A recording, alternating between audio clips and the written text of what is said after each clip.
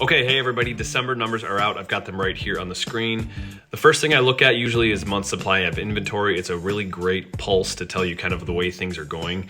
We're at 1.4, which is the second month in a row we've actually declined. So I think back in September or October, we were up as high as 1.8, which was the highest we've been in quite some time.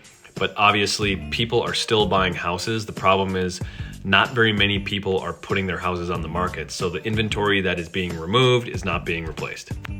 There's a few reasons why sellers are not selling right now. Obviously, one is seasonality, but the second, I heard a stat the other day, and I don't know how accurate it is, that like 70% of homeowners across the nation have an interest rate right now that is like less than 3.5% or something crazy. So there's just not a lot of incentive for a seller who can do an addition or a remodel to sell their property and go into something with a 6% interest rate.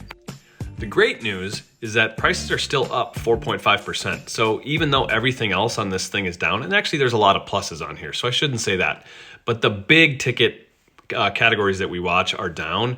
Median sales price is still up, and the reason being is that we saw such a fast increase in the last year that there was a time where we were up probably 10 or more percent, and so we've come down a little bit, but we're still positive. So this is one of the reasons I love real estate. It holds its value really well. And then I think the last thing that is worth paying attention to on here is that percent of original list price received.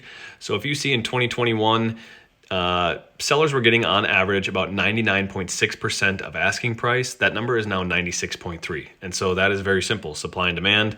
There's less demand, which means your house sits on the market for a little bit longer.